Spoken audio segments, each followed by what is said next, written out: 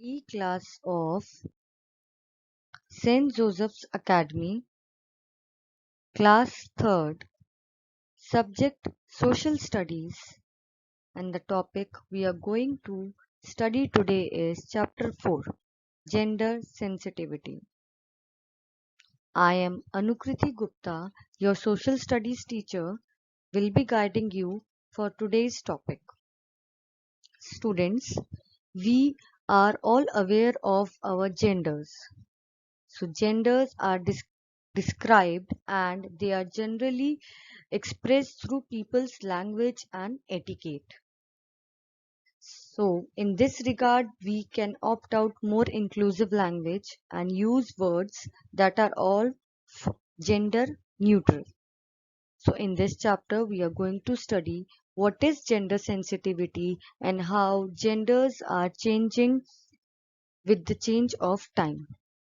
Let us begin with our today's topic now. Introduction. So, introduction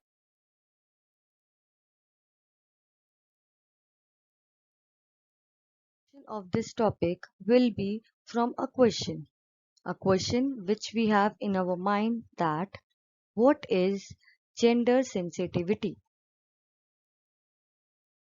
So, anyone is having any answer for gender sensitivity, or any one word gender or sensitivity separately? Yes, you know about gender, male and female. That is correct. To a limit, it is correct. Now, what is sensitivity? Okay, good students. You should always try to give your best answers. Now, let us discuss. Gender sensitivity is a contemporary topic. What do we mean by contemporary topic? Means it is a inclusive topic, right? It is the concept of being sensitive to the ways people think about gender.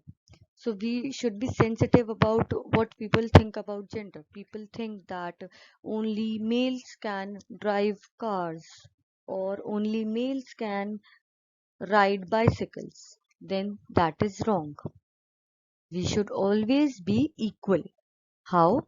We should be sensitive to other genders also.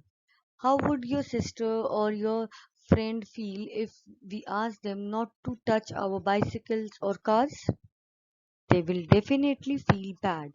So we should be sensitive to towards others genders also, like the female gender. It ensures that people depend less on assumptions pertaining to traditional and outdated views on the role of women and men. So what is assumptions? Basically, what do you mean by assumption? Assumptions are a thing that is accepted as true without proof. We don't need any proof for assumptions, right? So basically, what do we mean by gender? What do we mean by gender? Yes, very good. So gender is masculine and feminine, right? So it is the difference between femininity and masculinity, which may include biological changes based on social structures. How social structures? On the way we look, the difference will be biological, and femininity will be more towards a female, and it will be towards long hairs and dressing up nicely with all the ornaments and everything. And masculinity will be with beard and mustache, having short hairs, not wearing any type of traditional sari or anything. They will be wearing pants, shorts, right? So that is means appearance, the difference in the appearance only. So gender gender sensitivity is expressed through people's language and etiquette. So how we speak, you see, boys are usually speaking a little louder while girls are speaking a little softer. and a little politely they are talking, but boys, they are sometimes rude. So we can judge by their language also and their etiquette also. Girls are basically treated as the emotional ones, while the boys are being treated as the more practical ones, right? So we need to see how people express their language and etiquette, and we can see the gender sensitivity in their behavior also. Okay, in their behavior we can see the gender sensitivity also. Now, what is the importance?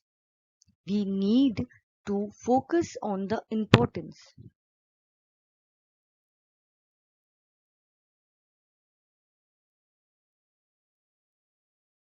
Students, we need to focus on the importance also. What is its importance? Why do we need to study this? What is our benefit? Benefit is our society, students. We are living in a society, and we are the future of our nation, of our society. So if we think properly, if we think everything positively, then only we can make our society a happier society and a general equal society. So we need to focus on importance also, right? So, the main purpose of the concept of gender sensitivity is to make the students understand that gender is not a barrier for any activity or occupation. Like, if you are a boy, there is no such barrier that you have to drive car only. You can drive, or you can do whatever you want. It is not a gender barrier thing. If you are a boy and you want to cry, you can cry, you can show your emotional sides also, because it is not a gender barrier. If you are a girl and you want to ride bicycle or motorcycle, you can do it, right? Because it is not a gender barrier. I am repeating it again and again because it should stay in your mind forever that gender is not a barrier.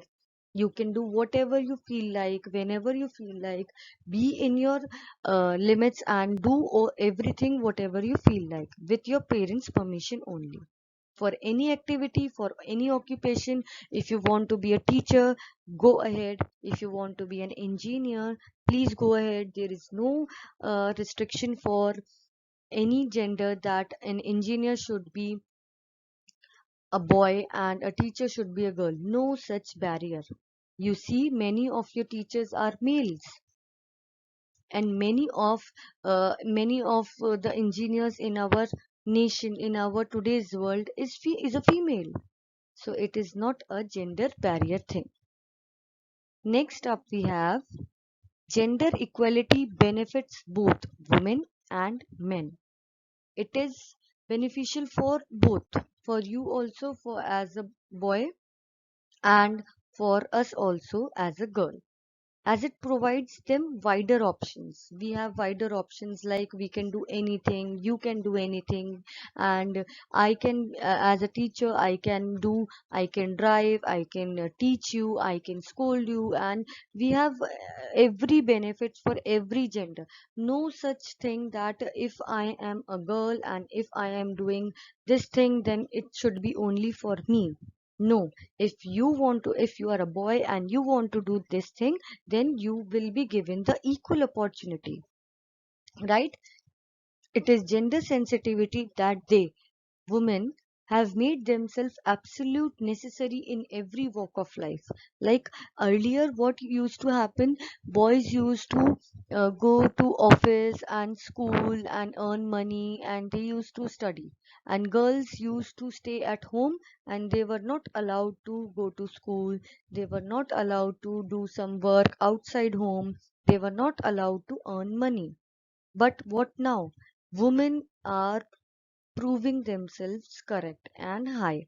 They are now studying, and they come first, right? They are better than boys or men. So they are improving in their field, and they are showing their skills.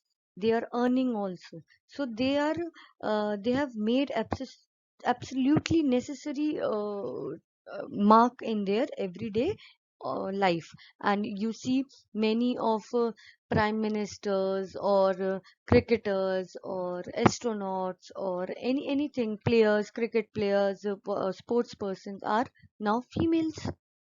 So females are excelling in the field.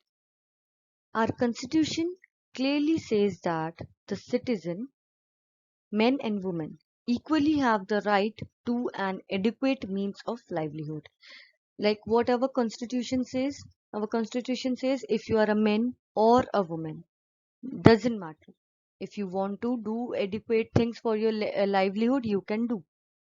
No such thing that you cannot play cricket. If you are a girl, you cannot play cricket. It is absolutely wrong. You can play football, you can play cricket if you're a girl.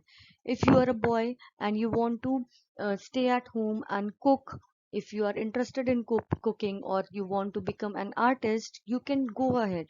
It's your livelihood. You can do anything you want. Second thing, what our constitution says is there is equal pay for work for both men and women. So men and women can earn equally. They can earn, whether it is the job of a man or woman. If a woman is doing a man's job, she should be paid equal whatever the man is being paid. So the pay should be equal for both men and women. Students, now let's see some examples that clearly show that women excelled exceptionally well and have blasted the myth of gender discrimination. Now, what is gender discrimination? Gender discrimination used to happen in earlier days. As I told you, girls were not allowed to study. They used to cook and wash clothes and wash utensils only, right? So now girls are also studying. So gender discrimination is vanishing. Now, what do we mean by the word myth? You can see in the blue color, myth. Myth, a widely held but false belief or idea. It is not a true thing. It is not the correct thing, but people believe it. I don't know why, because it's a myth. Everyone believes it. So, your parents, my parents, everyone believes it. But it's a myth. We need to break it. We need to show that it is false. Don't follow this. It is wrong. Don't follow this. This is right. Please follow this. Right? So, it is our duty now. Let us move on to the first example.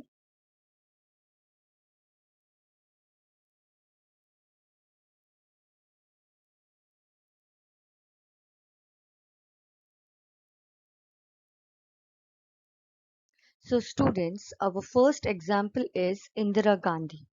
In the brackets, I have written 1917 to 1984. She was born in 1917 and she died in 1984. Okay, so let us now study about Indira Gandhi. Who was she? She is a great personality, a great human being, and most importantly, she is a female.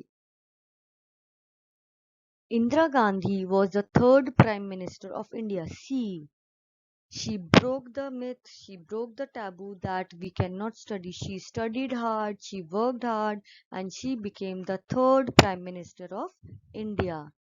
She had been Prime Minister in two phases. First phase was from 1966 to 1977, she was the Prime Minister. Then she took a break, or she was not into the powers.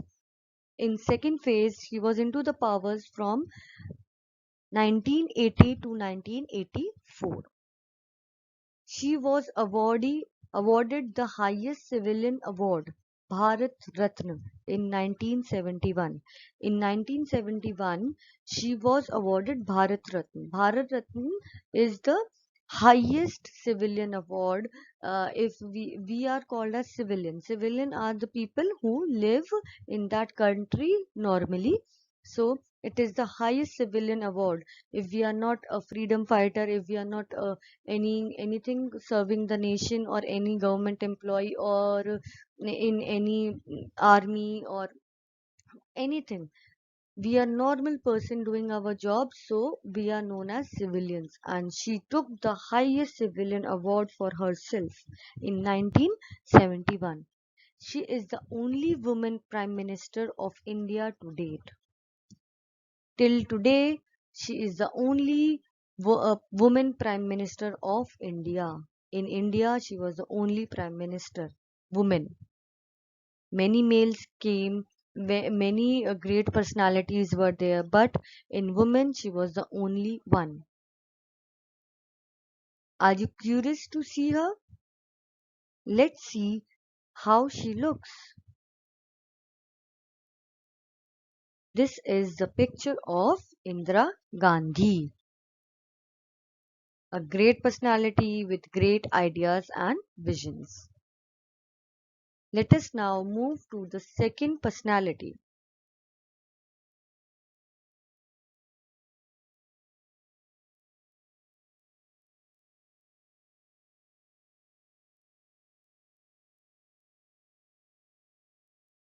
So, our second personality is Kalpana Chawla. Now, who is she? What did she do? Let me tell you. First of all, she was born in 1962 and she died in 2003. Yes, recently 2003. It is not most recent, but she died at quite early age, right? Now, let us study about Kalpana Chawla. Kalpana Chawla was an Indian American astronaut. She was an Indian, but she used to live in America. She used to study in America, so she was living in America. So she was known as Indian American because she was an Indian, and also now an American because she was studying there, she was working there. Her first space mission started on 19th November 1997. On 19 November 1997, her first mission was started. She was the first Indian born woman and the second person to fly in space. First Indian born woman, the first person in woman to fly into space. Imagine going into space. We cannot go easily, but she was the first Indian woman. And the second person to fly in space. She was the second person to fly in space, right? In 2003, she died in the Space Shuttle Columbia disaster. When she was returning back to Earth, her shuttles in which she was coming back, it collapsed and it broke. So she died in that accident, right? She has been awarded the following awards. After her death, she has won several awards. See, after death also she is winning awards. How high level and how crazy woman she is, right? So she was crazy about studies. She used to study every day, every night, and she used to work very hard. So after that, the awards were the Congress, the Congressional Space Medal of Honor. Second, the NASA Space Flight Medal. Third, the NASA Distinguished Service Medal. Are you excited to see her? Yes, let us see her in her uniform. She is Kalpana Chawla and she is in her uniform. She used to study at NASA and she went into space with the help of NASA. So this is her uniform. Let us now move on to the third personality.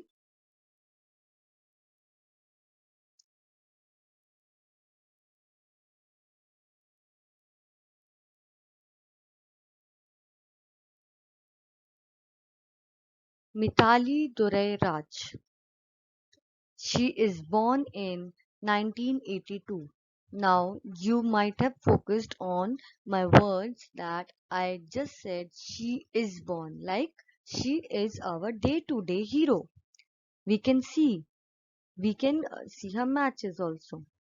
Who is Mithali? Mithali Raj is the captain of Indian women's cricket team. You all are aware of cricket team, right? Many of your favorite game must be cricket. So in women's cricket team, she is the captain. How many of you know this?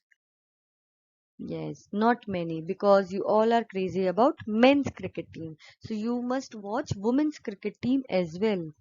They are playing absolutely fantastic.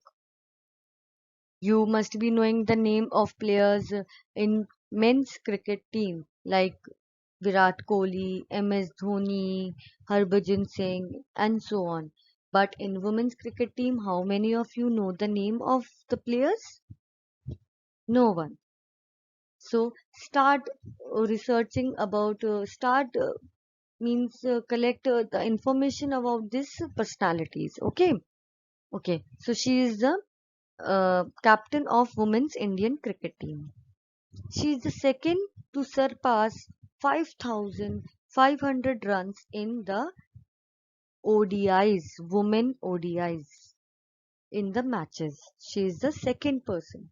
She has been awarded the following awards. She also has been awarded the awards Arjuna Award in 2003 and Padma Shri Award in 2015. They are both the awards given presented by President of India. Such an honorable awards. Are you excited to see her? So you can Google her images also and you can watch her matches on YouTube also. Here is her image. She is Mithali Raj. Okay? Okay. Moving on to the next part.